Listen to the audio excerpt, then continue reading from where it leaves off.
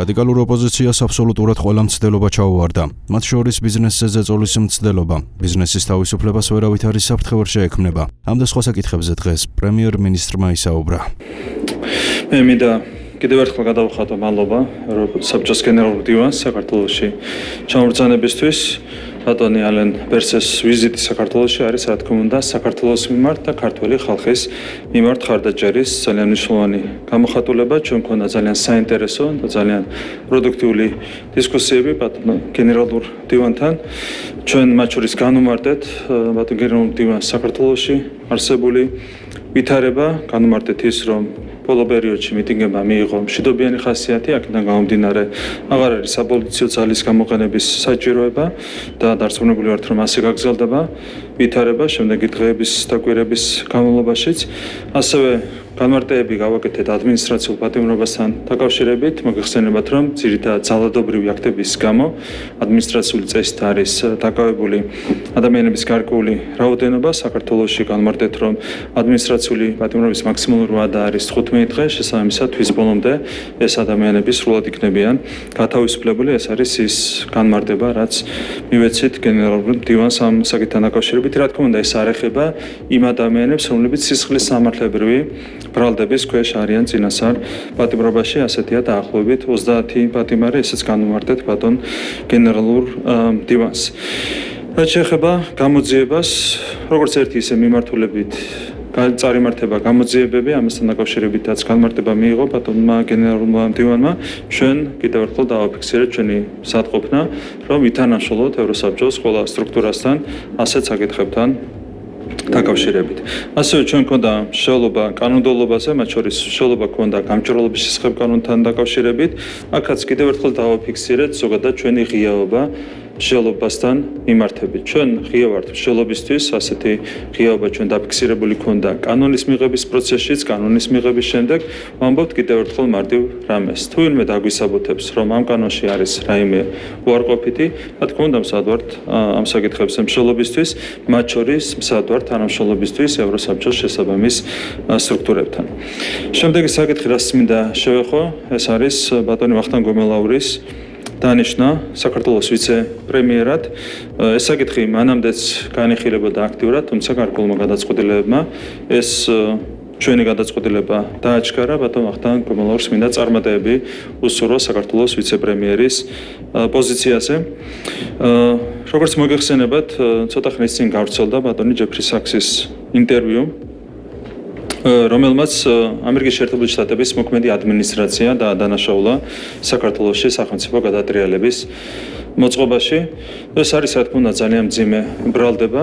ჩვენ ბატონი ვახტანგ გომელაურის და შინაგან საქმეთა სამინისტროს სხვა წარმომადგენლების სანქცირებას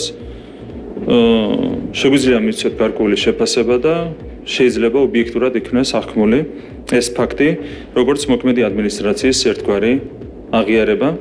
თქვენ იცით, რომ არჩეული პრეზიდენტი ბატონი დონალდ ტრამპი საუბრობს ძალიან ხშირად ეგრეთ წოდებულ deep state-ზე, რომელიც მისი განცხადებით არსებით გავლენას ახდენს მართვაზე ამერიკის შეერთებულ შტატებში. მაგალითად, ბატონმა დონალდ ტრამპმა მასზე ტერაქტის განხორციელებამდე ერთი თვით ადრე გააკეთა ძალიან სერიოზული განცხადება ეგრეთ წოდებულ deep state-თან დაკავშირებით.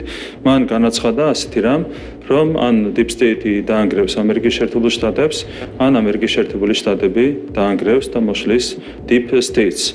თქვენ ხედავთ, რომ მთელი 4 წლის განმავლობაში სწორედ deep state-ი ანგრევდა ამერიკის შეერთებულ შტატებს და სწორედ ამის შედეგია ის უსამართლო გადაწყვეტილებები, რომლებსაც ჩვენ ასე ხშირად ვისმენთ ხოლმე ამერიკული სტრუქტურებიდან.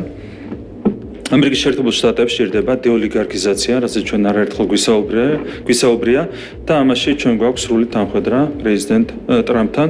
ისიც მიიჩნევს, რომ ამერიკის შეერთებულ შტატებს ჭირდება გათავისუფლება არაფორმალური გავლენებისგან. რაც შეეხება კიდევ ერთხელ შინაგან საქმეთა სამინისტროს და ამერიკული მოქმედი ადმინისტრაციის მხრიდან მიღებულ გადაწყვეტილებას. რა თქმა უნდა, ეს არის მორიგი ანტიქართული გადაწყვეტილება და აქაც ჩანს deep state-ის და ასე ვთქვათ ხელი და ჩანს არაფორმალური გავლენები, რაც იდგა ამ გადაწყვეტილების უკან. თქვენ ძალიან კარგად მოგეხსენებათ, რომ მთლიანობაში შინაგან საქმეთა სამინისტრო ამ აქციების მიმართ მოქმედებდა ამერიკულზე და ევროპულზე მაღალი სტანდარტით. საქართველოში იყო ძალიან უხეში მცდელობა მოეწყოთ მაიდანი, მაიდანი და თქვენ იცით როგორ სრულდება ხოლმე ასეთი პროცესები სხვადასხვა ქვეყანაში. მაგალითად, უკრაინა რო გავიხსენოთ, უკრაინაში როდესაც ჩატარდა მაიდანი, როცა მოეწყო მაიდანი, 120-ზე მეტი ადამიანი დაიღუპა ამ პროცესების შედეგად და 2000-ზე მეტი ადამიანი დაშავდა, მათ შორის ძალიან ბევრი უმძიმესი ფორმით დაშავდა. ყველას კარგად გვახსოვს ეს მოვლენები უკრაინაში რაც მოხდა, 120-ზე მეტი ადამიანი დაიღუპა უკრაინული მაიდანის დროს. საიდან იყო კოორდინირებული ეს მაიდანი, ესეც ყველას ძალიან კარგად ახსოვს. რაც შეეხება საფრანგეთს, ყვითელი ჟილეტის ცნობილ პროტესტს, 11 ადამიანი დაიღუპა ამ პროტესტის მსვლელობის დროს, 4400-ზე მეტი ადამიანი დაშავდა, მათ შორის შინაგან საქმეთა სამინისტროს ბრუტალური მოქმედებების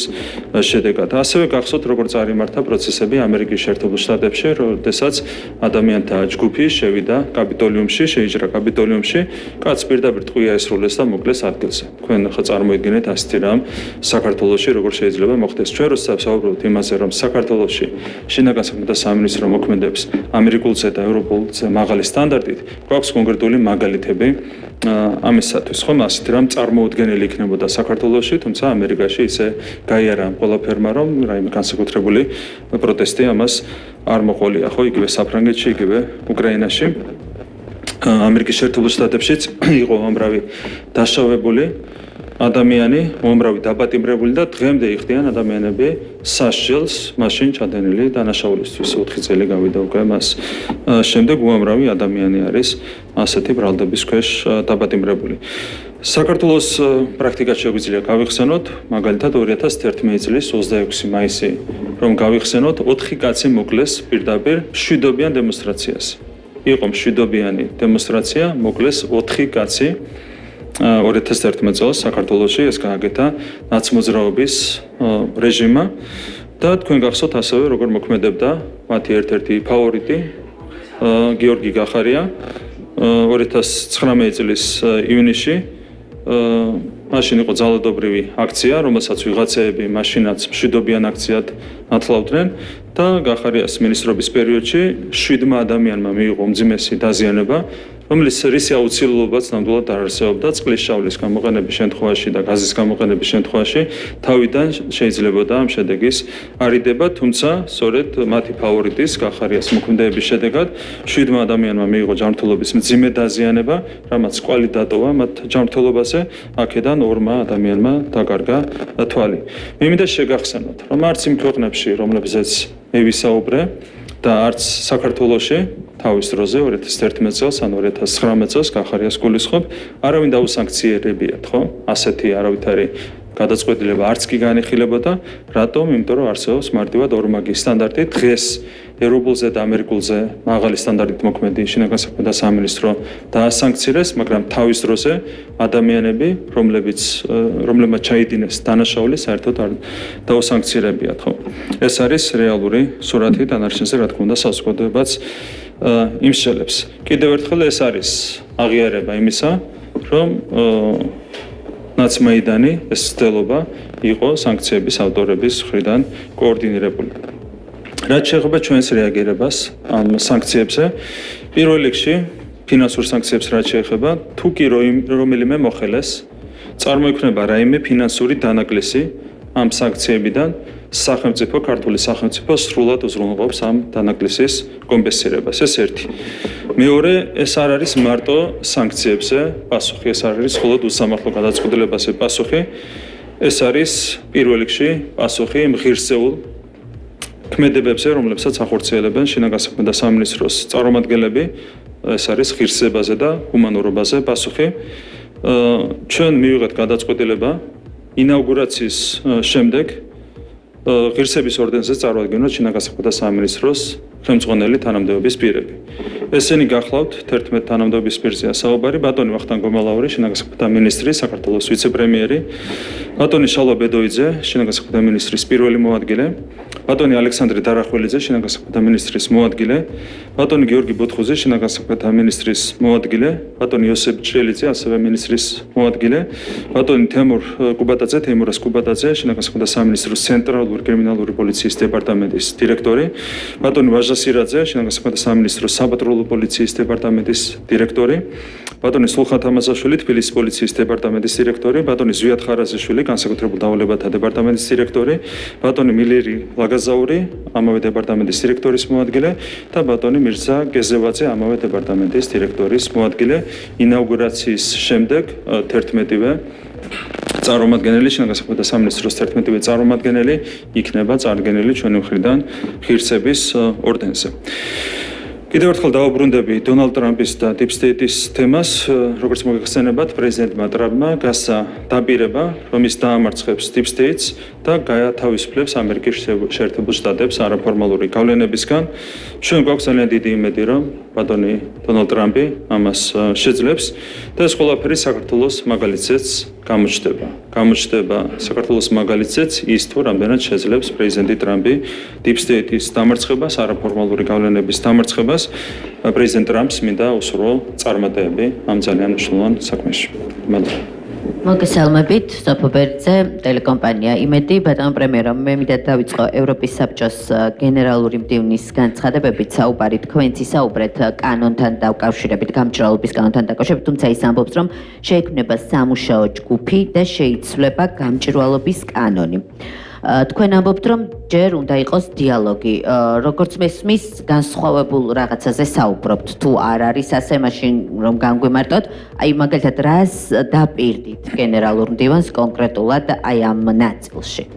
პრინციპში მე მგონი არ განსხვავდება ჩვენი გზავნილები. ჩვენ ვამბობთ კიდევ ერთხელ ერთ რამეს. ჩვენ ღია ვართ დისკუსიისთვის ნებისმიერ ფორმატში. და თუ იქნება კონკრეტული ფორმატი შექმნილი, შემოთავაზებული მათ შორის ევროსაბჭოს მხრიდან, რა თქმა უნდა, აქაც ვართ ღია, შესაბამისად აქ არის სრული თანხმედრა ჩვენს გზავნილებს შორის. რაც შეეხება კანონის გადასინჯვას, აქ არის ერთი რამ მთავარი. ჩვენ უნდა დაგვისაბუთონ, სად არღვევს ეს კანონი სამართლებრივ პრინციპებს. სადაც დაგვისაბუთებენ ასეთ რამეს, რომ არის სამართლებრივი ხარვეზები, რა თქმა უნდა, იქ მსად ვართ გადასინჯვისთვისაც. შესაბამისად, პრაქტიკულად ვიმეორებთ იმას, რასაც ამბობს ბატონი ალენ ბერსა. ანუ ამ ეტაპზე ეს დაპირდით გენერალურ მდივანს. რა თქმა უნდა. კარგით, შემდეგი კითხვა ისევ მის განცხადებას უკავშირდება, ის დიალოგის აუცილებლობაზე საუბრობს, მიმართავს ოპოზიციასაც, ხელისუფლებასაც, რა თქმა უნდა, ქართული ოცნება რა თემაზე დიალოგისთვის არის მზად ოპონენტებთან, მას შორისაც იცით, რომ ისინი ხაზგასმით ამბობენ, რომ მხოლოდ ორი საკითხზე აქვთ დიალოგი, პრინციპში შეიძლება ითქვას, რომ ერთზეც, ახალი არჩევნები, თქვენ რა საკითხზე დაწყდებით დიალოგის მაგიდასთან ოპონენტებთან?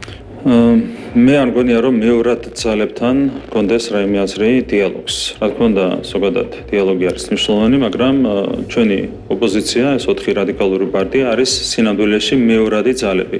მათ ყავთ საკუთარი პატრონი და ჩვენ გვირჩევნია, რა თქმა უნდა, მათ პატრონებთან გავმართოთ დიალოგი, რასაც ალტერნატივა არ აქვს. ჩვენ აუცილებლად გვექნება ამ 4 პოლიტიკური პარტიის უფროსებთან დიალოგი მომდენო კვირების განმავლობაში. ვის გულისხმობთ ვეტყვით? აი, ჩვენ საუბარი გვქონდა მათ შორის ტიპსეიძე და ასეთ რაღაცეებზე. ჩვენ დიდი იმედი გვაქვს რეალურად, რომ თვის ბოლოდან ვითარება შეიცვლება. ეს მარტივი არ იქნება.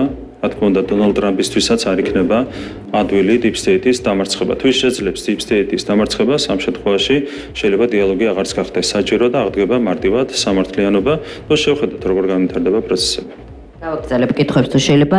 ევროკავშირის საბჭომ შემაჯამებელი დოკუმენტი გამოაქვეყნა, სადაც არის საუბარი, რომ ევროკავშირი მზად არის მხარი დაუჭიროს საქართველოს გზას. ევროპული მომავლის გზას, ოღონდ საუბარია იმაზე, რომ ხელისუფლების დღევანდელი კურსი უნდა შეიცვალოს. დაგმეს აქციებზე ძალადობაც თქვენი შეფასება, როდესაც აქცენტებს ისმენთ იმის თაობაზე, რომ ხელისუფლების კურსია შესაძლებელი იმისთვის, რომ საქართველოს ევროპული მომავლის გზა გაგრძელდეს. რეალურად ჩვენი კურსი არის ძალიან მკაფიო. თქვენ გახსოვთ 2022 წლიდან მოყოლებული, ჩვენ ვითხოვდით კანდიდატის სტატუსს, ხო? ამისათვის შეიქმნა სამუშაო პროცესი, ამისათვის წარვადგენთ 5000 გვერდიანი დოკუმენტაცია, არის მომზადებაშიც იყვნენ ჩვენი საჯარო მოსამსახურეები ჩართული, როგორც მთავრობიდან, ისე პარლამენტიდან, სხვა სტრუქტურებიდან და ივნისში ჩვენ გვეთქვა უარი კანდიდატის სტატუსი. ასევე მინდა შეგახსენოთ, რომ იგივე პერიოდში NGO-ები დაუპირისპირდნენ ამ პროცესს. ისინი ამბობდნენ, რომ არა სახელმწიფოს, არამედ NGO-ებს უნდა შეევსოთ ეს განაცხადი. ოპოზიცია თავიდან ბოლომდე უპირისპირდებოდა ამ პროცესს. მაშინ გახსოვთ, რომ ერთ-ერთი NGO-ს წარმომადგენელი, რომელიც ევროინტეგრაციის მიმართულებას ხელმძღვანელობდა, პირდაპირ აცხადებდა, რომ საქართველოს არ უნდა მინიჭებოდა კანდიდატის სტატუსი. ხო, გულისხმობს სოროსის ფონდის ევროინტეგრაციის დეპარტამენტის ხელმძღვანელს. პირდაპირ აწარმოებდნენ ჩვენი ოპონენტები კამპანიას საქართველოს ევროპული გზის წინააღმდეგ. თუმცა მე გაღიზიანება არ მახსოვს მაინც და მაინც მომრტული ძალების მხრიდან ამასთან დაკავშირებით. ანუ ჩვენი ოპონენტები აწარმოებდნენ კამპანიას საქართველოს ევროინტეგრაციის წინააღმდეგ, ჩვენ ვითხოვდით საქართველოს წინსვლას ევროინტეგრაციის მიმართულებით. ივნისში გვეთქვა უარი, არავითარი განმარტება არ მოგვისმენი ამასთან დაკავშირებით. შესაბამისად, ადამიანებმა, რომლებიც იუბრალებენ პროქართულობას, გადადგეს ყველაზე ანტიკართული ნაბიჯი და ქართულ ხალხს უთხრეს 2022 წლის ივნისში უარი კანდიდატის სტატუსზე. ამის შემდეგ წელიწადნახევარი გაგრძელდა ეს პროცესი. წარმოგვიდგინეს 12 პუნქტი, ჩვენ მაშინვე მყისიერად დავიწყეთ მუშაობა 12 პუნქტზე. ვინ არ შემოვიდა პროცესში, ეს იყო ოპოზიცია. ოპოზიცია და NGO-ები არ შეუერთდნენ ამ პროცესს, რომელიც პირდაპირ იყო დაკავშირებული კანდიდატის სტატუსის მიღებასთან. ბოიკოტი გამოუცხადეს იმ პროცესს, რომლის გარეშე შეუძლებელი იყო კანდიდატის სტატუსის მიღება. აქაც ჩვენი ხელისუფლება თავიდან ბოლომდე მოქმედებდა ამ მიზნით, რასაც ქვია საქართველოს წინსვლა ევროპული მიმართულებით და პირდაპირ ღიად და უხეშად ოპოზიცია თავისი NGO-ებით დაუპირისპირდა ევროინტეგრაციის პროცესს, უბრალოდ ჯგუფებშიც კი არ შემოვიდნენ. და ამ კამპანიას ჰქონდა მხარდაჭერა მათი მედია საშუალებების მხრიდან, NGO-ების მხრიდან და ასე შემდეგ. NGO-მას თქვეს უარი ამ პროცესში მონაწილეობაზე. ჩვენ მარტო მივბრძოლეთ წელიწადნახევრის განმავლობაში და მარტო მოვიპოვეთ, გამოგვლიჯეთ ხელიდან შესაბამის ძალებს კანდიდატის სტატუსი. ამის შემდეგ გაგრძელდა პროცესი და აქაც ზუსტად იგივე. არიან ადამიანები, რომლებიც აცხადებენ, რომ საქართველოს არ უნდა მიეცეს არაფერი. არც კანდიდატის სტატუსი, არც მოლაპარაკებები უნდა გაიხსნას და ეს შემდეგ. ჩვენ მუდმივად ვითხოვთ ამას. ვისი კურსია პროევროპული და ვისი არის ანტიევროპული, ამაზე საზოგადოება უნდა იმსჯელოს. ჩვენ ყველაფერს ვაკეთებთ იმისათვის, რომ უზრუნველყოთ ჩვენი ქვეყნის წინსვლა ევროპული მიმართულებით, ჩვენი ოპონენტები აკეთებენ ყველაფერს საპირისპიროდ. ერთი სიტყვა ვერ დავაცდევინეთ, ვერც ოპოზიციას, ვერც NGO-ებს, ვერც სალომე ზურაბიშვილს შარშან იმასთან დაკავშირებით, რომ საქართველოს უნდა მინიჭებოდა კანდიდატის სტატუსი და მათი შესაბამისი განცხადების გარეშე მაინც მოვიპოვეთ ეს სტატუსი. მოგვიანებით იგივე პროცესი გაგრძელდა. ერთადერთი სუბიექტი, ვინც არის საქართველოში პროევროპული, არის სწორედ ხელისუფლება. ყველა დანარჩენი 3 წელია აწარმოებს კამპანიას საქართველოს ევროინტეგრაციის წინააღმდეგ, რაც უბრალოდ ხელის გულზე დევს. ისინი ამბობდნენ, რომ არ უნდა მოგვენიჭოს, არ უნდა გაიხსნას, ჩვენ ვმოვდით, რომ უნდა მოგვენიჭოს, უნდა გაიხსნას მოლაპარაკებები, ხო? ეს არის ფაქტები და დანარჩენი არის ელემენტარული ლოგიკის და წაკითხulis და მოსმენელის გააზრების საქმე. ჩემი შემდეგი კითხვა ისევ ევროპული საბჭოს ხდომაზე გაკეთებულ განცხადებას უკავშირდება და მისი ავტორი არის უკრაინის პრეზიდენტი, რომელიც მოუწოდებს ლიდერებს, რომ მოახდინონ კონკრეტულად ბიძინა ივანიშვილსა და მის მეგობრებზე, ციტირებას ვახდენ, გზეწოლა. როგორ ფიქრობთ, რა ინტერესი აქვს ვოლოდიმირ ზელენსკის, როდესაც ასეთ მოწოდებას აკეთებს ევროპელი ლიდერების მისამართით? მე არ მინდა ზელენსკის საერთოდ რაიმე განცხადება გავაკეთო, ის არის ძალიან მძიმე მდგომარეობაში, ის ვერ მოქმედებს დამოუკიდებლად, ვერც მაშინ მოქმედებდა დამოუკიდებლად, როცა ელჩი გაიწვია საქართველოსდან, ვერც მაშინ მოქმედებდა დამოუკიდებლად, როდესაც ჩვენი ელჩი გამოუშვა უკრაინიდან. ეს არის სამწუხარო რეალობა. ჩვენ გვესმის, უკრაინა არის ომის მდგომარეობაში, უკრაინის პრეზიდენტი არის ომის მდგომარეობაში. აქედან გამომდინარე, ჩვენ არანაირი სურვილი არ გვაქვს, რომ რამდენადაც შევიდეთ პოლემიკაში მასთან. თუმცა, რა თქმა უნდა, სამწუხაროა დასანანია ეს განცხადებები, რაც მის მხრიდან გეტდება. და ბოლო კითხვა მექნება ესტონეთის პარლამენტში განვითარებულ მოვლენებზე. ჩვენ ვიცით ესტონეთის საგარეო საქმეთა მინისტრის დამოკიდებულება ქართული ოცნების ხელისუფლების მიმართ, ბევრი კრიტიკული განცხადება ამას მოყვა სანქციებიც, თუმცა გაირკვა, რომ პარლამენტში მეგობრობის ჯგუფის ხელმძღვანელი გადააყენეს თანამდებობიდან მხოლოდ იმიტომ, რომ როგორც ის ჩვენთან ინტერვიუში ამბობს, უბრალოდ არ იზიარებს საგარეო საქმეთა მინისტრის პოლიტიკას და ინიციატორი მისი გადაყენების სწორედ საგარეო საქმეთა მინისტრის პარტიის წევრები იყვნენ. რასთან გვაქვს საქმე, თვითონ ამბობს, რომ რეპრესიების მსგავსი ხდება მასთან დაკავშირებით. ლიბერალური ფაშიზმი ყველგან მოქმედებს ერთი ხელწერით, აბსოლუტურად. საქართველოში, ესტონეთში, სლოვაკეთში თუ გერმანიაში ყველგან ხელწერა არის უბრალოდ იდენტური. აქაც ადამიანმა განსხვავებული აზრი დააფიქსირა და ნახეთ სრული შეუწყნარებლობა განსხვავებული აზრის მიმართ. რაც არის ლიბერალური ფაშიზმის ერთ-ერთი მთავარი გამოხატულება. ხო, ძირითადად ორ რამეზე დგას ლიბერალური ფაშიზმი, ეს არის სიცრუე და სიძულვილი. ამ შემთხვევაში ნახეთ, რომ მსგავსი ხელწერით მოქმედებენ ესტონეთში შესაბამისი ძალები, რაც არის ძალიან სამწუხარო. ჩვენ ვრჩებით ესტონეთთან ზოგადად სამხრივი მეგობრობის რეჟიმში, ეს არის ის მდგომარეობა, რომელიც კიდევ ერთხელ შემიძლია დავადასტურო.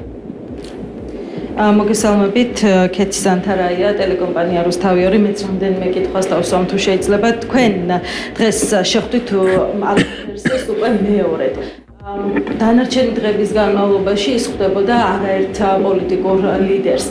თუმცა ერთადერთი ხართ თქვენ, პრემიერ-მინისტრი, ვისაც მეორეჯერ შეხვდა და დღეს რა განცხადებებიც მოვისმინეთ უკვე ოფიციალურ პრესკონფერენციაზე, თქვენთან შეხვედრის დროს დაასუსტა და იგივე გამჭვირვალობის შესახებ კანონში ცვლილებებთან დაკავშირებით, რომელზეც ისაუბრობს და ასევე სხვა კანონებთან დაკავშირებითაც ისაუბრა მან, რომ ამ სამუშაო ჯგუფის ფორმატში იქნება მსჯელობა და გამომდინარე იქიდან, რომ მე წარმოვადგენ საქართველოს არჩეულ ხელისუფლებას, ლოგიკურია, რომ დასაწყისში და ბოლოში გაიმართა ორი შეხვედრა, ჯერ პირველი შეხვედრა და შემდეგ შემაჯამებელი შეხვედრა.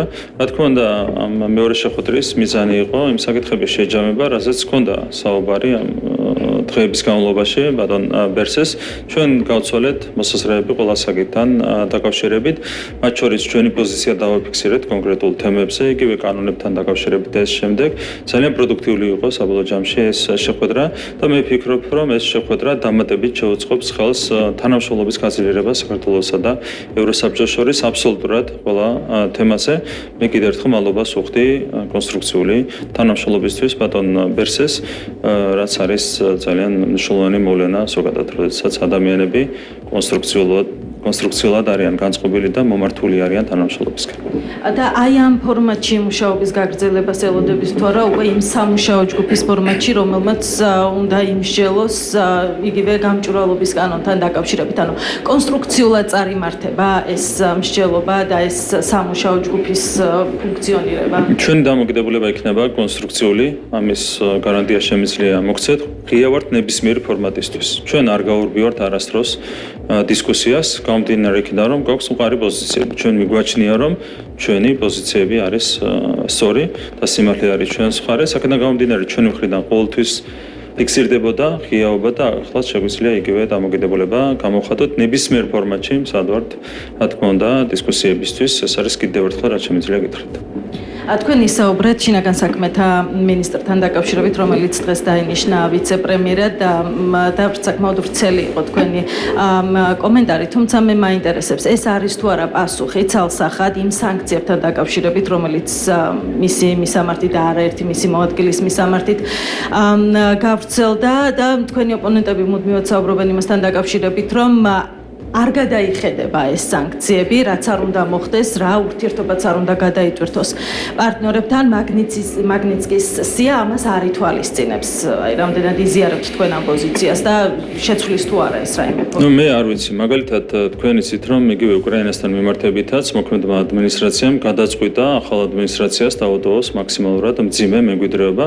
გამოვიდა იქ თავად დონალდ ტრამპი და მან აღნიშნა, რომ ეს გადაწყვეტილება არ იყოს სწორი, ხო, რბილად რა ვთქვათ, შესაბამისად, იქ პირდაპირ იკვეთება ის, რომ შესაბამის გადაწყვეტილება შეიძლება გადაიხედოს, ანუ რაც საკეთებს მოქმედი ადმინისტრაცია, ის აუცილებლად არ გაგრძელდება ახალი ადმინისტრაციის პირობებში. აქაც ჩვენ შეგვიძლია დავიტოვოთ იგივე სიმეთი. თუმცა კიდევ ერთხელ ვიტყვი, რისკები ბუნებრივია რჩება. შეძლებს თუ არა დონალდ ტრამპი Deep State-ის დამარცხებას და არაფორმალური გავლენების დამარცხებას, ეს გამოჩნდება უკვე 20 იანვრის შემდეგ. დავალოდოთ მოვლენების განვითარებას. ჩვენ გვაქვს იმედი, რომ შეძლებს დამარცხებას, თუმცა კიდევ ერთხელ ვიმეორებ, ეს არ იქნება მარტივი. ჩვენს მაგალითზე კიდევ ერთხელ ვიტყვი, ყველაზე კარგად გამოჩნდება ის თუ რამდენად დამარცხდება Deep State-ი და არაფორმალური გავლენები ამერიკის შეერთებულ შტატებში. გლობალური ომის პარტია უნდა დამარცხდეს. ეს არის მნიშვნელოვანი არა მარტო ამერიკის შეერთებული შტატებისთვის, არა მარტო საქართველოსთვის, არამედ მთელი მსოფლიოსთვის. თქვენ ნახეთ რა უქნეს მსოფლიოს წინა 4 წლის განმავლობაში. და რა მოუტანა Deep State-მა მსოფლიოს წინა 4 წლის განმავლობაში, მთელი მსოფლიო არის არეული. რა ხდება უკრაინაში, რა ხდება ახლო აღმოსავლეთში, რა ხდება მათ შორის სირიაში, მთელი მსოფლიო არის ეს, ხო? ჩვენ იმედი გვაქვს, რომ დამარცხდება Deep State-ი და Deep State-თან ერთად დამარცხდება ომი მსოფლიოში. ეს არის ჩვენი ძალიან დიდი იმედი. ჩვენ იმედი გვაქვს, რომ Deep State-ის დამარცხებით მშვიდობა დაისადგურებს შემდეგი 4 წლის მანძილზე მაინც მსოფლიოში. და კიდევ ერთ შეკითხვას დავსვათ, თუ შეიძლება ევროპულმა საბჭომ გამოქვეყნა დასკვნა და წინა კვირას, როდესაც მიმდინარე დღების განმავლობაში, როდესაც საუბარი იყო იგივე მინისტრების დონეზე, საგარეო საქმეთა მინისტრების დონეზე, რომ დიპლომატიური პასპორტები და ასევე სავიზო შეზღუდვები დაწეს და მთელი რიგი მიმართულებით. თუმცა აი ამ დასკვნაში ამაზე არ არის საუბარი და ეს რისი მანიშნებელი არის თქვენთვის? მე რომ ევროკომისია ამ ყველაფერს მაინც საბოლოო დასკვნაში. მე წინ არ გავუსწრებ მოვლენებს, დღეს გრძელდება ევროპული საბჭოს ხდომა და დავალოდებით საბოლოო ტექსტს, საბოლოო გადაწყვეტილებებს და ამის შემდეგ გავაკეთებთ კომენტარს ამ თემაზე. რაც შეეხება დიპ პასპორტებზე სავიზო შეზღუდვების დაწესებას, ესეც იყო რა თქმა უნდა ევროკომისიის მხრიდან, მინისტრთა საბჭოს მხრიდან ანტიქართული რეკომენდაცია, ანტიქართული გადაწყვეტილება. ეს არის რაც შემიძლია გითხრათ ამ ეტაპზე დანარჩენი დავალოდებით ევროპული საბჭოს გადაწყვეტილებას. მოგესალმებით ბატონო პრემიერო, ანა ბროლაძე, საზოგადოებრივი მაუწყებელი იმავე თემას გავაგრძელებ. 3 პუნქტი არის საქართველოსთან დაკავშირებით ევროკავშირის საბჭოს დეკლარაციაში. ერთი წაგიკითხავთ ციტატა: საბჭო წუხილს გამოთქვამს საქართველოს მთავრობის გადაწყვეტილებაზე შეაჩეროს ქვეყნის ევროკავშირში გაწევრიანების პროცესი 2028 წლამდე. მეორე პუნქტი არის, რომ გვაქვს მიმდინარე პროცესებს და ითხოვს დამნაშავეების დასჯას და ბოლო პუნქტი ევროპული საბჭო ხაზგასმით აღნიშნავს ევროკავშირის მზადყოფნას მხარი დაუჭიროს საქართველოს მოსახლეობის ევროპულ მისწრაფებებს და ქვეყნის გზას ევროკავშირში გაწევრიანების მიმართულებით საქართველოს ხელისუფლების მიერ თავისი დღევანდელი მოქმედებების კურსის შეცვლის შემთხვევაში. კურსის შეცვლაზე მანამდეც არაერთხელ მოგვისმენია, ორი კანონი იდგა დღის წესრიგში და ვუბრუნდები იმ თემას, რომელზეც დღეს ასევე მოვისმინეთ ევროსაბჭოს გენერალური მდივნისგან. თქვენ თქვით, რომ სამუშაო ჯგუფში თუ მოისმენთ არგუმენტებს, შესაძლებელია ღია ხართ, თქვათ. ზაობა არის თქვენი გუნდის მხრიდან, რომ იყოს ცვლილებები, თუმცა დღეს დადასტურებული პოზიცია მოვისმენთ. ის არა რომ ჯგუფში იქნება დისკუსია და თუ მოისმენთ თქვენ პოზიციებს შეიცვლება, არა. ანუ ძალიან კაფიოდ თქვა რომ შეიცვლება ეს კანონი. შეგიძლიათ კიდევ ერთხელ დღეს გისმენთ ყურადღებით კი ვცრალად ისაუბრეთ, მაგრამ გითხრათ რა მიმართულებით ცვლილებებისთვის არის მზად. თუ შეიცვლება რა, იმიტომ რომ თუ შეიცვლება, მოდი ასე ვიკითხავ მაშინ. კი, მაგაზე ერთ მარტო რამეს ვეთქვი. ნახეთ, ჯერ ხონდა შედგეს დისკუსია. იქნებ დისკუსიის პროცესში ვლინდება ის, რომ კანონი არის თავიდან ბოლომდე კარგი. აი რა შევით მაშინ უნდა შევცვალოთ მაინც. რა თქმა უნდა, ასეთ პირობებში არ შეიძლება კანონის შეცვალა. ჯერ უნდა დასაბუთდეს პუნქტობრივად რა არის კარგი, რა არ არის კარგი და ამის შემდეგ მიიღება გადაწყვეტილება ცვლილებასთან დაკავშირებით და შესაბამისად ამის მიხედვით მიიღება გადაწყვეტილება იმასთან დაკავშირებით თუ რა შეიძლება შეიცვალოს, რა უნდა შეიცვალოს. ამიტომ ჯერ დავიწყოთ დისკუსია, მერე ვთქვათ შეიცვლება თუ არა და მერე ვთქვათ რომ შეიცვლება, რა შეიცვლება, ხო? ანუ ეს არის ყველაზე ჯანსაღი მიდგომა ამ თემასთან დაკავშირებით. თუმცა, რადგან ისევ უბრუნდებით ჩემს პირველ შეკითხვას და ევროკავშირის საბჭოს დეკლარაციაში 3 პუნქტს. ამას აღიქვამენ და ასე აყენებენ დღის წესრიგში, მათ შორის იმ ანგარიშებიც, რომელიც გამოქვეყნდა მოლაპარაკებების გახსნის მიმართულებით, გაფართოების ანგარიშებში. საუბარია რომ ეს ორი კანონი არის შემაფერხებელი და ბევრჯერ დაგვისვამს ხომ თქვენთვის ამ მიმართულებით შეკითხვები. რადგან ასე დგას დღის წესრიგში, რომ კონკრეტული ორი კანონი არის პრობლემური ევროინტეგრაციის გზაზე, რომ დაბრუნდეს ქვეყანა და გუშინდელ განცხადებაშიც იმეც გამოთქვამენ, რომ მოახერხებს საქართველოს ხელისუფლება, რომ ამ კურსზე უარი თქვას. აი როგორ წარმოგიდგენიათ მაშინ ევროკავშირში ინტეგრაციის გზაზე დაბრუნება, თუ ეს წინაპირობები და წინაღობები არსებობს? ესეც არის დამოკიდებული deep state-ის მიმართულებით მდგომარეობის ცვლილებაზე. თუ ცვლილებები იქნება, ამ შემთხვევაში ასეთი მოთხოვნებიც მოიხსნება. მაგალითად, ავიღოთ კანონი ოჯახური ღირებულებებისა და არასოციალურთა დაცვის შესახებ, რომელიც არის უმარტივესი კანონი. რამდენიმე პუნქტისგან შედგება, ხო?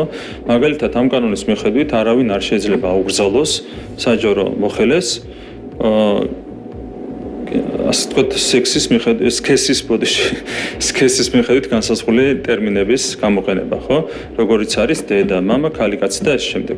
თქვენ იცით, ბლინკენმა გამოსცა თავის დროზე აქტი, რომლის მიხედვითაც აეგრძალათ სახელმწიფო დეპარტამენტის საჯარო მოხელეებს, რომ ისაუბრონ ამ ტერმინებით. კაცი, ქალი, დედა, მამა, ქალიშვილი, ვაჟიშვილი და ეს შემდეგ. აეგრძალათ ამ ტერმინების გამოყენება. ამ კანონში წერია, რომ ამის აგრძალვა არ შეიძლება.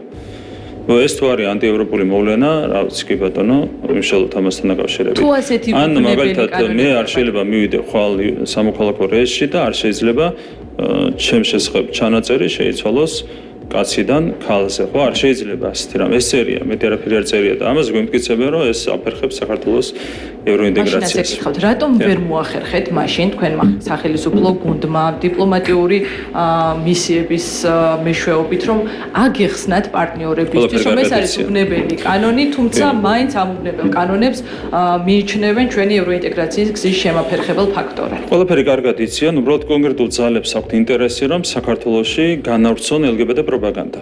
ძალიან კარგად იციან ყველაფერი. იციან, რომ ეს ყველაფერი უპირისპირდება LGBT პროპაგანდას, აქ არც ოდნავ კი არაა პრობლემა. მათ უნდათ საქართველოში LGBT პროპაგანდის განვრცობა, უნდათ ის, რომ საქართველოში LGBT პირთა რაოდენობა ხელოვნურად გაიზარდოს, რასაც ვაკვირდებით, ხო? ევროპის ქვეყნებში პროპაგანდა მუშაობს. ევროპის ქვეყნებში, ამერიკის შეერთებულ შტატებშიგან რამე არ იციან. უბრალოდ deep state-ის საცეცებს უნდათ საქართველოში, რომ დამძიმდეს ამ თვალსაზრისით ვითარება საზოგადოებაში. იგივე ეხება გამჭრელობის შესახებ კანონს, ხო? აქაც ინტერესი იყო, რომ საქართველოში ფარულად მოიხდინათ რევოლუცია, ხო? და ამიტომ ეწინააღმდეგებოდნენ გამჭრელობის შესახებ კანონს. ძალიან კარგად იციან, რომ კანონი არის კარგი და კარგი რომ არის, იმიტომ არ უნდათ. იგივე ეხება ოჯახური ღირებულების შესახებ კანონსაც, რომ იციან, რომ კარგია, მაგითო არ უნდათ. იმიტომ რომ თვითონ აქვთ ნეგატიური უარყოფითი მიზნები, ხო? იქ უნდათ LGBT პროპაგანდის წარმოება, გაგრძელება და მეორე შემთხვევაში უნდათ შავი ფულით რევოლუციის მოწყობა. კარგი რომ არის, ამიტომ ერწიან.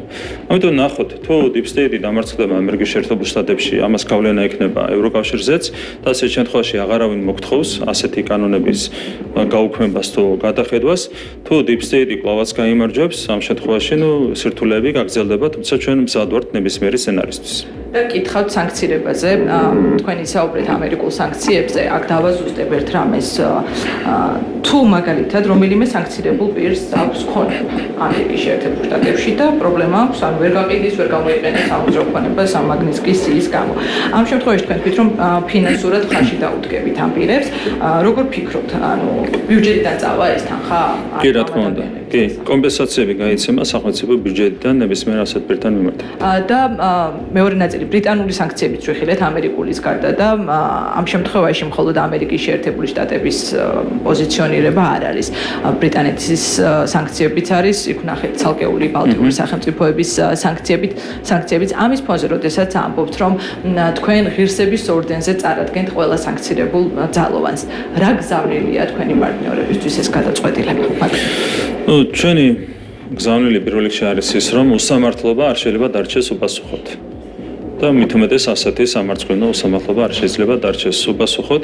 მე ერთი რამ მინდა დავაკონკრეტო, ღირსების ორდენზე წარსადგენ პირთა სიაში არიან როგორც სანქცირებული, ასევე არასანქცირებული პირები. შესაბამისად, მხოლოდ სანქციები არ არის, რა თქმა უნდა, ღირსების ორდენის გაცემის საფუძველი. ჩვენ ვაჯილდოებთ ყველა იმ პირს, რომელმაც განსაკუთრებული ღირსება გამოავლინეს, მათ შორის ამ ბოლო პერიოდის განმავლობაში. რაც შეეხება პასუხს, პასუხი არის ეს. არ შეიძლება უპასუხოდ დარჩეს უღირსი საქციელი, ვინც უღირსად იქცევა, მას შესაბამისი პასუხი უნდა გავცეთ და პასუხი არის ამ შემთხვევაში ღირსების ორდენი იმ ადამიანებისთვის, რომლებიც სწორედ ღირსებით მოქმედებენ, იმ ადამიანებისგან განსხვავებით, რომლებიც მათ დაუწესეს უღირსი სანქციები. მოგესალმებით, გელა ბუჩიკაშვილი, რადიო თავისუფლება. მეც დღევანდელი თემით დავიწყებ და მაქვს არაერთი კითხვა. ევროსაბჭოს გენერალურ მდივანთან შეხვედრის შემდეგ ბრიფინგი გაიმართა და ყოველ შემთხვევაში ჩვენ ასე აღვიქვით და ასეთი განცდა დაგვჭა, რომ შეთანხმება შედგა ეგრეთ წოდებულ აგენტების კანონზე, სახეცვლილება იქნებოდა ამ კანონის. თქვენი ბრიფინგი და თქვენ თქვით, რომ მზად ხართ დასხდეთ და ისაუბროთ, რა შეგიძლიათ რომ თქვათ, აი მაგალითად რა შეიცვალა ამ ადამიანის საქართველოში ჩამოსვლის შემდეგ. ისედაც ცნობილი იყო, რომ თქვენ ამბობდით, რომ თუ ვინმე არგუმენტს მოგაწვდით ისეც, რომელიც თქვენ გადაგარწმუნებდათ, შეცვლიდით კანონს. აი რა შეიცვალა თუნდაც ამ ადამიანის აქ ჩამოსვლის შემდეგ და გარდა ამისა თუ შეგიძლიათ რომ თქვათ, რა შეიცვალა ამ შეხვედრებს შორის, იმიტომ რომ თქვენ შეხვდათ 18 დეკემბერსაც სწორად მახსოვს და შეხვდათ დღესაც. მან ასე ვთქვათ მოგაწოდათ ინფორმაცია რაზე შეიძლება საუბარი ოპოზიციასთან თუ აი რა იყო უფრო მეტი დეტალი გითხარით გარდა იმისა რაც თქვით. ნუ რაც ხდება ოპოზიციასთან დიალოგს მაინც ხანგრძლივი საუბარი ამ თემასთან დაკავშირებით არ ქონია, თავად ჩვენი სტუმრებიც კარგად ხვდებიან იმას, რომ ეს დიალოგი არის ბევრ სირთულესთან დაკავშირებული. მათ შორის თქვენ ნახეთ, რომ მეორე ადგილზე გასული პარტიის წარმომადგენლები საერთოდ არ მივიდნენ ევროსაბჭოს გენერალურ მდივანთან. ევროსაბჭოს ხელმძღვანელთან საერთოდ მისვლაც კი არ იკადრეს. ხო, ნუ ასეთ პირობებში დიალოგი რო სირთულეებთან არის დაკავშირებული, რა თქმა უნდა, ამას ბატონი ბერსეც ძალიან კარგად ხვდება. რაც შეხება გამჭვირვალობის კანონს და იმას თუ რა შეიცვალა, ძალიან მნიშვნელოვანი რამ შეიცვალა. ერთი პრინციპული რამ შეიცვალა, ძლივს ნახეთ ევროპელი ადამიანი, რომელიც მზად არის, რომ არგუმენტებით გვესაუბროს. პირველი კაცია, პირველი ევროპელია, რომელიც გვეუბნება, რომ მზად არის დაგვიჯდეს არგუმენტებით გვესაუბროს ამ კანონთან დაკავშირებით, რასაც ვითხოვთ ამდენი ხანია. მართლა საოცრება მოხდა. პირველი ევროპელია, რომელიც მზად არის დისკუსიისთვის. აი შეიცვალა აქედან გამომდინარე ამ კაცს, ღირსეულ კაცს დაუდასტურეთ მზაობა დისკუსიისთვის. ეს არის მთავარი.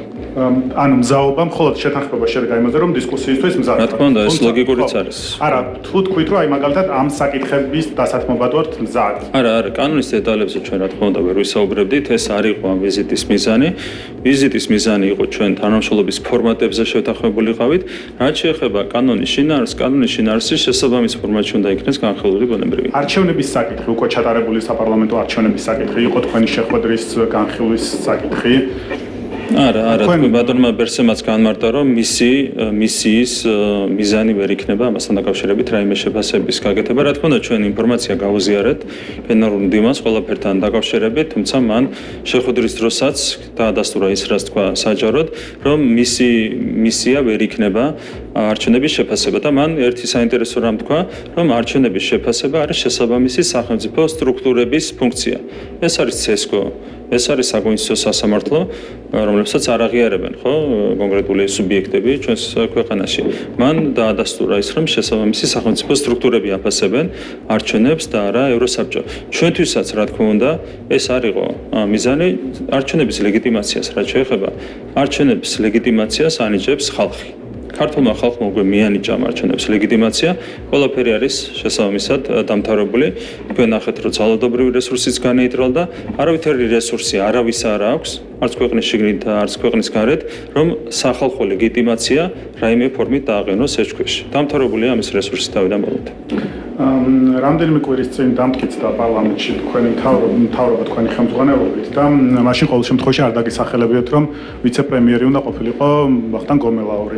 ანუ უკვე ახალი არჩეული პარლამენტი იყო, ახალი მთავრობა იყო და თქვენ თქვით დღეს, რომ დააჩქარა სანქციების საკითხმა. ეს იყო პასუხი ამერიკის შეერთებული შტატებისთვის, საქართველოს მხრიდან ყოფილი მთავარი პარტნიორისთვის, თუ როგორც შეიძლება. ეს იყო პასუხი Deep State-ისთვის, ასე ვთქვათ. რომელიც მოქმედებს უსამართლოდ საქართველოს მიმართ უკვე ამდენი წელია, 4 წელია, ჩვენ გვიქმნიან ხელოვნურად პრობლემებს. ქართულ ხალხს უქმნიან ხელოვნურად პრობლემებს საკუთარი უსამართლობით. ხო, თქვენ გახსოვთ რა ხდებოდა წინა საპარლამენტო არჩევნების შემდეგ, როდესაც რადიკალური ოპოზიციის საბოტაჟი გამოგვიცხადეს კრიზისად, ხო? ეს ხო Deep State-მა გააკეთა თავის დროს, რა თქმა უნდა, ამაზე პასუხიც არის ჩვენი ნაბიჯები, ხო? მერე, როდესაც არ მოგვენიჭა კანდიდატის სტატუსი. მანამდე გახსოვთ რა ხდებოდა მელიას დაკავებასთან დაკავშირებით. იქაც deep state იმოქმედებდა, ხო? 3 წელი სისხლი გაუშვეს ქართულ ხალხს, როცა უარს ეუბნებოდნენ კანდიდატის სტატუსზე, როცა უარს ეუბნებიან ეხლაც მოლაპარაკებების გახსნაზე.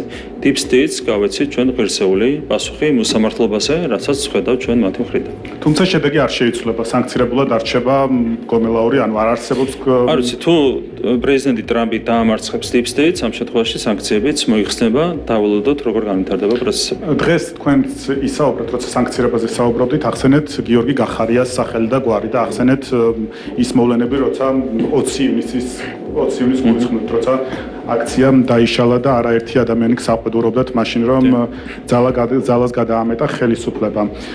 თქვენ თქვით რომ მაშინდელი მინისტრი არ მოხდა სანქცირებულ სიაში და დღევანდელი მინისტრი მოხდა და გაინტერესებდათ რა იყო განსხვავება, ხო? ხომ არ უშვებთ რომ განსხვავება შეიძლება იყოს ის რომ მაშინ, ხო, აი თქვენც არაერთხელ ახსენეთ რომ მაშინ შინაგან საქმეთა სამინისტროს არაერთი თანამშრომელი მიეცა სისხლის სამართლის პასუხისგებაში, მაგალითად იყო თუ სწორად მახსოვს 6 თუ 7 ადამიანზე საუბარი. დღეს არავინ არ არის პასუხისგებაში მიცემული ბოლო თვეების განმავლობაში. ხო არ შეიცვალა რამე და ხომ არ უკავშირებთ ამას რომ ზუსტად იმაზე შეიძლება გქონდეს ჩვენს პარტნიორ ქვეყნებს პრეტენზია რომ ამ კუთხით გამოძიება შეიძლება არ იყოს ისეთი ეფექტური როგორიც წინა პერიოდში. რაც შეეხება გამოძიება არ ყოფილა რეალურად მიზეზი, გამოძიება დაწყებულია და გრძელდება, როგორც მოგეხსენებათ, რაც შეეხება წინა მოვლენებს, წინა ძალადობრივ აქციებს, იქ პასუხისგებაშიც არიან მიცემული კონკრეტული პოლიციელები, სადაც იდენტიფიცირებადი იყვნენ მარტივად ადამიანები, კი, მაშინდელ საქმეებზე რამდენიმე ადამიანია პასუხისგებაში მიცემული, შეგიძლიათ ზუსტი ციფრი წამოიღოთ შესაბამისი უწყებები. არ გვაძლევს და მაგიტომ გეკითხებით. ხო, არ ვიცი, მე ზუსტად ვერ გეტყვით ამ ციფრს, მაგრამ შესაბამისი უწყებებისგან შეგიძლიათ ეს ინფორმაცია გამოითხოვოთ. ეს არაფერი შუაშია, ნახეთ, ანუ თვალები დათხარეს ადამიანებს, ეს გააკეთა გახარიამ, მისმა ქმედებებმა გამოიწვია ეს ყველაფერი, რაც საერთოდ მარტივად შეიძლებოდა თავიდან ყოფილიყო აცილებული, მაგრამ აქამდე მიიყვანა საქმე გახარიამ, ხო? და მე მერაბიშვილი ვახსენე ასევე, რომელმაც 4 კაცი მოკლა შვიდობიანი აქციის პროცესში. 4 კაცი მოკლა და ჯიხურებზე განათავსებს შედეგ უტიაშვილის იდეა იყო ეს ყველაფერი, ხო? იქ არ დაუსანქცირებიათ ადამიანები. რატო? იმიტომ რომ მერაბიშვილი და გახარია ორივე არიან ეგრეთ წოდებული deep state-ის უცხოელი აგენტები. განსხვავებით ვახტანგ გომელაურისგან, რომელიც ემსახურება არა უცხო ძალას, არამედ ემსახურება ქართულ ხალხს და ქართულ სახელმწიფოს. თქვენ ხო მხარს უჭერდით გიორგი გახარიას, როცა პრემიერ-მინისტრად ნიშნავდნენ? ორჯერ ხო მხარი დაუჭირეთ გიორგი გახარიას. ანუ პერსონალურად მაინც რატომ არ გაგიჩნდათ პროტესტი, თუ კი მან აი ესე დღეს ახსენეთ თვალები დათხარა ადამიანს, ხო? ანუ ხო ეს იყო მის მიმართ პრეტენზია და შემდეგ ეს ადამიანი, რომლის მიმართაც საზოგადოებაში საკმაოდ დიდი პრეტენზიები არსებობდა, თქვენ დანიშნეთ პრემიერ-მინისტრად, კრიზის მენეჯერსაც ეძახდნენ თქვენი თანაგუნდელები, სუპერძალოვან მინისტრადაც მოიხსენიებდნენ. ხوار მეშლება, ანუ აი რა პერსონალურად მაინც რატომ არ გაგიჩნდათ პროტესტი? გაგვიჩნდა პროტესტი, უფრო მეტიც 2019 წლის ივნისის ბოლოს გადაწყვეტილი იყო კონკრეტულ მომენტში მისი გადაყენება შინაგან საქმეთა მინისტრის თანამდებობიდან და ეს იყო ჩვენი მოთხოვნა მათ შორის, მეც ვიზიარებდი ამ მოთხოვნას და გუნდის არაერთი წევრი ითხოვდა ამას, ანუ ეს პროტესტი არსებობდა და მიგვაჩნდა რომ მიზანშეწონილი იყო ქვეყნისთვის პირველ რიგში და ასევე გუნდისთვის მისი გადადგომა, თუმცა როგორც კი ეს გადაწყდა 15 წუთი ითხოვა მაშინ მოსაფიქრებლად გახარია და 15 წუთის განმავლობაში გაისმა ზარი deep state-დან. და ნუ მერე გაგრძელდა ეს პროცესები, ჩვენ ტაქტიკურად სწორად ვიმოქმედეთ და საბოლოო ჯამში მოხდა ისე, რომ გახარიასგანაც გათავისუფლდა ჩვენი გუნდი და ჩვენი ქვეყანა და მოვლენები დაუბრუნდა იმ კალაპოტს, რომელსაც უნდა დაბრუნებოდა.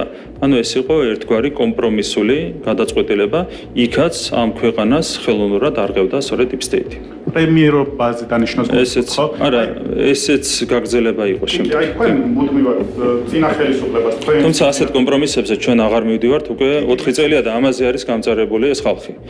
თავარი მიზეზი, რატომაც 4-ჯერ მოგვიწყეს რევოლუცია, 4 მცდელობა რატომაც ჰქონდათ ამ 4 წლის განმავლობაში, სწორედ ეს არის, რომ ასეთ კომპრომისებზე აღარ მივდივართ. ანუ გახარიები აღარ ყავს გუნდის ლიდერებად. და ამ მიზეზის გამო 4-ჯერ მოგვიწყეს რევოლუცია, ქვეყანას არ ასვენებენ 4 წლის მანძილზე, ხო? ეს საზოგადოება უნდა გაანალიზოს.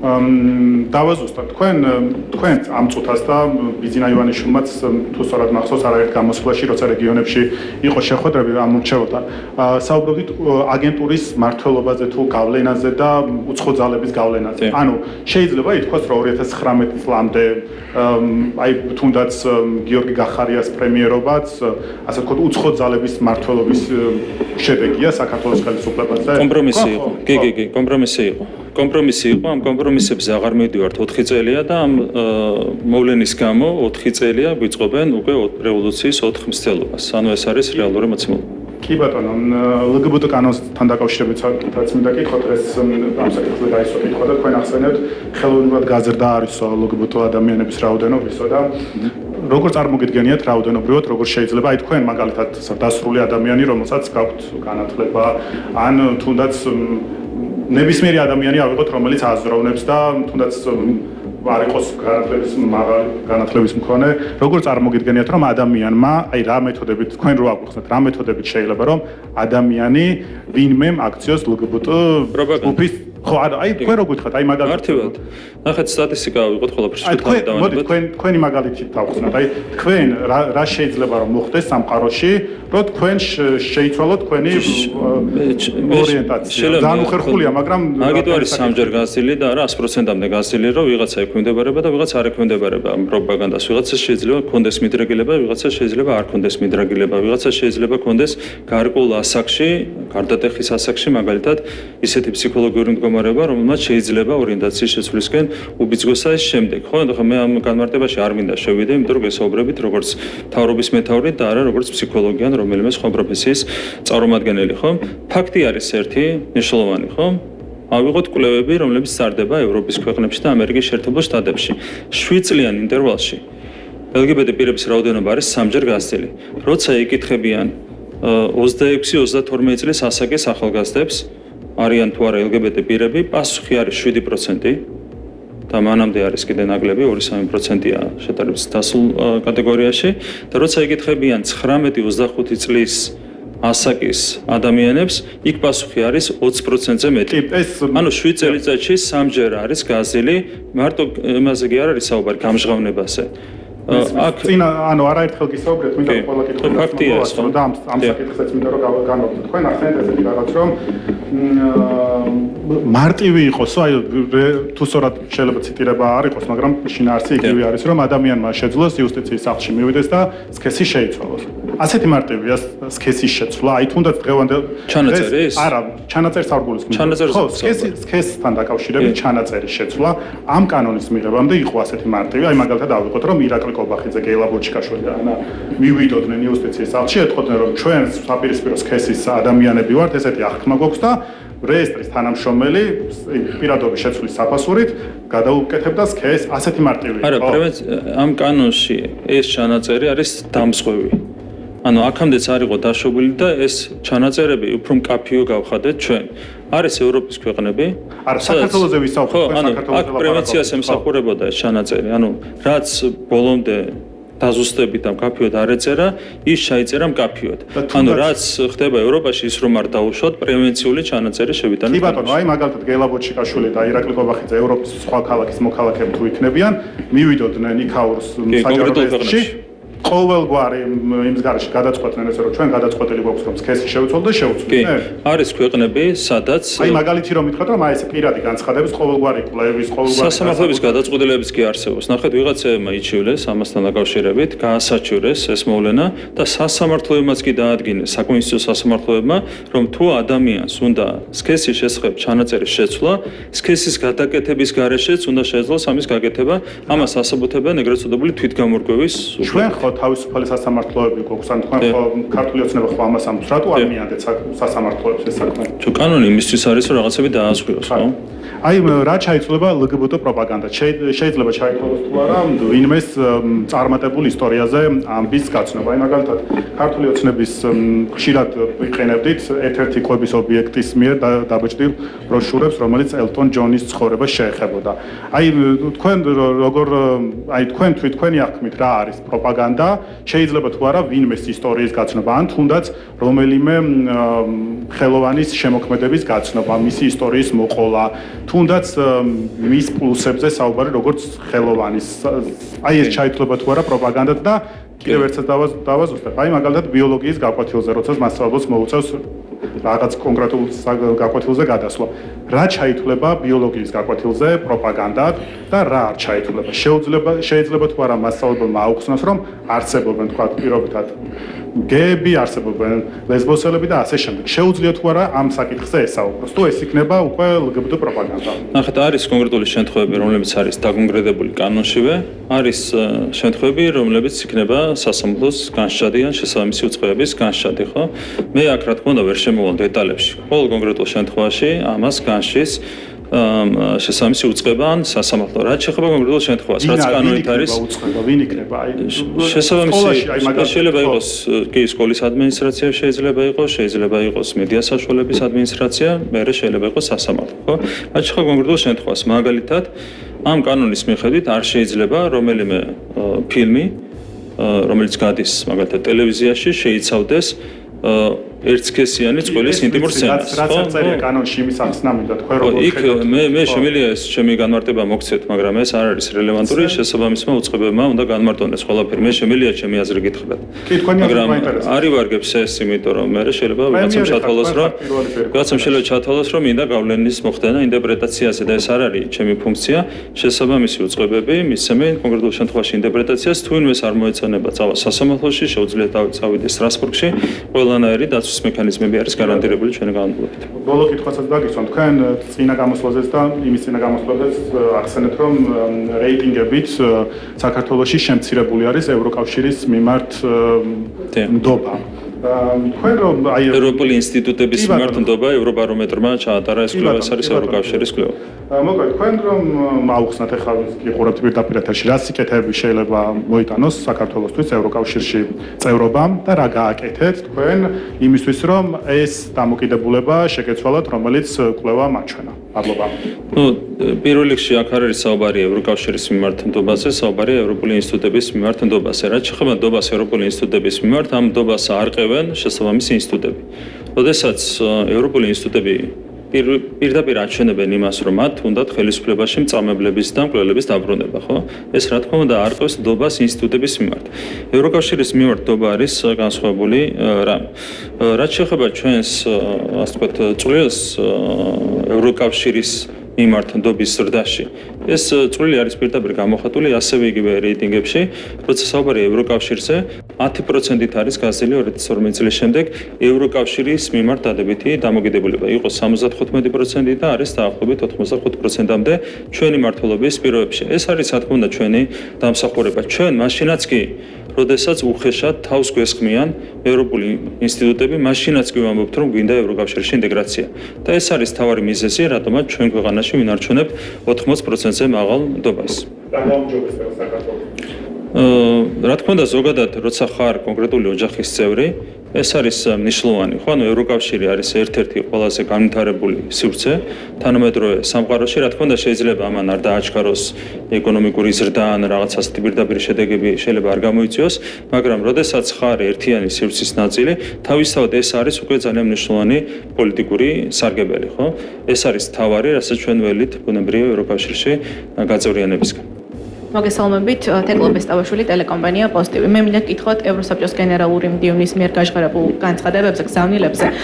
პოზიტიურმა გზავნილებმა და ლეგიტიმაციის დადასტურებამ ფაქტობრივად რადიკალური ოპოზიცია გააღიზიანა და მათი მხრიდან მოჰყვა კრიტიკული განცხადებები და პოსტები სოციალურ ქსელში. მე მინდა რამდენიმე მათგანი წაგიკითხოთ. მაგალითად, ნიკა გვარამია წერს, რომ შარლ მიშელი 2 არ იქნება, ასევე თინა ბოკუჩავა და ჯეკი ორიანი და გიორგი გახარია, მე მგონი ამასაც ვიცე-პრემიერობას შეჰპირდა ივანიშვილი. აი, როგორ შეაფასებთ მათი მხრიდან კრიტიკულ ელენესტადია დამატებითი შეიძლება ამბობთ, რომ უნდა შეეშვან ქართულ ხალხის ადამიანები და ქართული ხალხი წვეთ საქართველოს ბეჭდო და არა ეს ადამიანები. თქვენ იცით, ეს არ არის პირველი შემთხვევა. თავდაპირველად ისინი თავს ესხმოდნენ ეუთოოდირს, თქვენ გახსოვთ რა მასშტაბის თავდასხმა განხორციელდა EUTODIR-ზე, როდესაც EUTODIR-მა დადებითად შეაფასა ქართული არჩევნები და გრძელდება ეს თავდასხმა, რატომ? იმიტომ რომ ელოდებიან რომ იგივე დასკვნა გამეორდება უკვე როცა საბოლოო დოკუმენტი ჩამოყალიბდება, ხო? იგივეა ზუსტად ევროსაბჭოს შემთხვევაში. ეს შეგახსენებთ, რომ EUTO და ევროსაბჭო არის ორი უმსხვილესი ევროპული გაერთიანება, სადაც ჭარბობენ სწორედ დემოკრატიული სახელმწიფოები და შესაბამისად ეს ორი სუბიექტი ასრულებს მნიშვნელოვან როლს ევროპაში მოვლენების სწორი მიმართულებით განვითარებაში, თუმცა ისინი პირდაპირ თავს ესხმიან ევროპის ამ ძალიან მაღალი რანგის წარმომადგენლებს, ჯერ თავს დაესხნენ პირდაპირ EUTO-ს და EUTO-ს ხელმძღვანელობას და ახლა უკვე გადავიდნენ ევროსაბჭოს ხელმძღვანელობის მიმართ თავდასხმას. ეს ხდებოდა 4 წლის წინაც, როდესაც ხედავენ, რომ არიან გარკვეული ობიექტური სუბიექტები, რომლებიც ობიექტურად აფასებენ მოვლენებს ქვეყანაში, მაშინვე რადიკალური ოპოზიცია არჩევს ხოლმე თავდასხმას ასეთ ადამიანებზე. ამის გაგრძელება ეს ყველაფერი. თან ხედავთ, რომ ძალიან უხეშ ფორმას იძენს ხოლმე ასეთი თავდასხმები და ეს განცხადებები, რის ციტირებას თქვენ განახორციელეთ, არის სწორედ ამის გამოხატულება. სინამდვილეში ხდება რა, რომ სადაც ნაკლებია deep state-ის გავლენა, იქ არის მეტი ობიექტურობა და ეს ვიხილეთ სწორედ EUTO-ს შემთხვევაში, ეს ვიხილეთ სწორედ ევროსაბჭოს შემთხვევაში, ერთადერთი ვისაც აღიარებს რადიკალური ოპოზიცია არის სწორედ deep state-ი, ანუ ესენი არიან მხოლოდ მათი პატრონები. ეს არის რეალურად ის, რაც დგას ამ ყველაფრის უკან. კიდევ მაქვს ერთი შეკითხვა, ვნახეთ რომ ბოლო დროს აქციებზე იკლო მუხტმა და ოპოზიცია ცდილობს რამენაირად ამ მუხტის გაძლიერებას. ფაქტობრივად მათთვის ბოლო იმედი არის გარე ძალებისგან დახმარება. რამდენად შეიძლება ჩაითვალოს ხელისუფლებაზე ზეწოლა გარე ძალებისგან დახმარებად ოპოზიციის გასაძლიერებლად? ხო, მე მგონი ვიღაცები ვერ აფასებენ ჯანსაღად მოვლენებს. ისიც არიციან, მე მგონი რომ 1000 კაცსაც ვეღარ გრებს, 4 ბარდია და 10-ზე მეტი მდიდარი NGO რუსთაველის გამზირზე და რაღაცნაირად ვიღაცამ ცანდა რომ ძალა შეეძინა პროტესტისთვის, რომელიც უკვე არის ჩამქრალი და ამას უკავშირდება ბუნებრივია ეს არაფრის მომცემი სანქციების დაწესება, ეს განცხადებები ევროპული საბჭოს მხრიდან და მინისტრთა საბჭოს მხრიდან. რეალურად ამით ოპოზიციას ვერავინ გააცოცხლებს, ხო? ანუ რადიკალური ოპოზიცია აღარ ექვემდებარება გაცოცხლებას იმდენად მძიმე მდგომარეობაში ჩააგდეს რეალურად ისე მათმა პატრონებმა ეს ადამიანები. აქედანაც ჩანს, რომ სინამდვილეში რადიკალური ოპოზიცია თავიდან ბოლომდე გარედან არის მართული, დამოუკიდებლობის ნულოვანი რესურსი აქვს და პრინციპში კარგად ვითარდება ძალიან მოვლენები. ამ დღეების განმავლობაში კიდევ უფრო დამძიმდა რადიკალური ოპოზიციის მდგომარეობა, რაც არის არა მარტო კარგი და საჭირო, არამედ აუცილებელიც იმისათვის, რომ საქართველოში პოლიტიკური სისტემა გაჯანსაღდეს. მოგესალმებით ბიზნეს ინსაიდერი მაიარაძე. ბატონო, ჩვენ ნახეთ, რომ ბიზნესის გაფიცვასთან დაკავშირებული მოწოდებები ფაქტობრივად ჩავარდა. სააკაშვილისა და შევარდნაძის ყოფილი საჯარო მოხელეები ბიზნესს მოუწოდებდნენ და ახალც მოუწოდებენ, რომ შეუერთდნენ კონკრეტულ პლატფორმას. ბიზნეს ინსაიდერ ჯორჯემ დათვალა და აღმოჩნდა, რომ ის ბიზნეს სუბიექტები, რომლებიც ამ პლატფორმას უკვე შეუერთდნენ, არის აქტიური ბიზნეს სუბიექტების მხოლოდ 0.5%. როგორ აფასებს ხელისუფლება ამ ფაქტს? რამდენად შეიძლება იყოს ეს თქვათ გამოწვევა ბიზნესისთვის, ასევე საინტერესოა როდესაც დასრულდება ის ულტიმატუმი, რომელიც იქ არის აღნიშნული, საუბარია ახალი არჩევნების ჩატარებაზე, ანუ რა იქნება შემდგომ, როდესაც დასრულდება ულტიმატუმი. კი. რადიკალურ ოპოზიციას აბსოლუტურად ყველა მცდელობა ჩაუვარდა, მათ შორის ჩაუვარდა ბიზნესზე ზეწოლის მცდელობაც, რაღაც პატარა შედეგს მიაღწიეს, თუმცა ვერავითარი არსებითი შედეგი ვერ მიიღეს. ჩვენი პასუხი ამ ყველაფერზე იქნება ერთადერთი, რა თქმა უნდა, ბიზნესის თავისუფლებას ვერავითარი საფრთხე ვერ შეექმნება. მათ შორის, რა თქმა უნდა, ვერავითარი საფრთხე ვერ შეექმნება იმ სუბიექტების ბიზნეს თავისუფლებასაც, რომლებიც ასეთ აქტებს შეუერთდნენ. ჩვენი დამოკიდებულება არის სალსახ, რაც შეეხება რადიკალურ ოპოზიციას, რა ხელწერაც ჰქონდათ მართლობის პირობებში 2012 წლამდე, ზუსტად იგივე ხელწერით მოქმედებენ დღესაც. ბიზნესში შეჭრა, ბიზნესის თავისუფლების ხელყოფა, ბიზნესზე ზეწოლა, ეს იყო მათი ხელწერა 2012 წლამდე და აქაც იკითხება ზუსტად იგივე ხელწერა. ბატონო, თქვენს გუნდს, თქვენ პირადად თუ გქონდათ ამ დღეებში ამ არეულობის დაწყებამდე, ასევე დაწყების შემდეგ, ასე ვთქვათ, კომუნიკაცია იმ ბიზნესებთან, რომელიც ზეწოლას არ დაემორჩილნენ, როგორია მათი შეფასებები, რა ინფორმაციას ითხოვენ თქვენგან, თქვენ რა ტიპის ინფორმაცია მიეწოდეთ მათ? მე მქონდა შეხვედრები ბიზნესის წარმომადგენლებთან, მათ შორის ძალიან მსხვილ სუბიექტებთან, ალბათ 20-ზე მეტ ასეთ ბიზნესმენთან მქონდა შეხვედრა.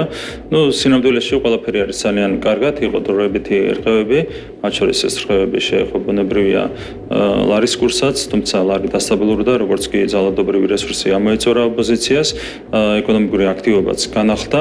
ყველაფერი იქნება ძალიან კარგად. ჩვენ თვისთავარია უბრალოდ რომ ყველა თემაზე კონდეს მუდმივი კონსულტაციები ბიზნესთან. პოლიტიკური დაძაბულობით, თავისუფალი ბაზის და ბიზნესის საწინააღმდეგო მესიჯებით ბიზნეს გარემოს დაზიანებასთან გვაქვს საქმე. პანდემიის შემდეგ, როგორც ტურიზმის მიმართულებით, ასევე ინვესტიციების მიმართულებით იყო აღდგენა და კარგი მაჩვენებლები. უკვე კარს მოგვადგა ზამთრის ტურისტული სეზონი.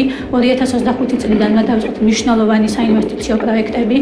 როგორია მთავრობის მოკლევადიანი და ასევე გრძელვადიანი ხედვები და სტრატეგია, რომ თუნდაც პოტენციური ინვესტორები დავაწუნოთ იმაში, რომ ქვეყანაში შეიძლება ინვესტირება და ყველაფერი გამოიყენოს. თქვენ ხედავთ, რომ მოდივ რეჟიმში ხელისუფლება ეფექტიანად მართავს პროცესებს. ჩვენ გვქონდა აქამდე 4 ასეთი მოვლენა და 4 შემთხვევაში გვქონდა მოკლევადიანი რღევა, თუმცა ძალიან მალე დაუბრუნდეთ ქვეყანა განვითარების სწორ მიმართულებას. ხო, ბიზნესი კონკრეტულად დაუბრუნდეთ განვითარების სწორ მიმართულებას, აქაც მოხდება იგივე. როგორც იყო მცირე რღევა, რამდენიმე დღიანი ლარის კურსის შემთხვევაში, ასევე ძალიან მალე დაუბრუნდა თავის ნიშნულს ლარის კურსი და კიდევ უფრო დასტაბილურდება და იგივე ხდება ბიზნეს აქტივობებსაც. ანუ მაშინაც იყო მოკლევადიანი რღევები და იმის გამო, რომ საერთო მაკროეკონომიკური გარემო არის ჯანსაღი, ყველაფერი ძალიან მალე და მარტივად უბრუნდება ხოლმე პირვანდელ მდგომარეობას, აქაც მოხდება ზუსტად იგივე. უკვე დეკემბრის თვიდან ჩვენ ველოდებით ბიზნეს გარემოს გამოცოცხლებას და ბიზნეს პროცესების მაქსიმალურად გააქტიურებას.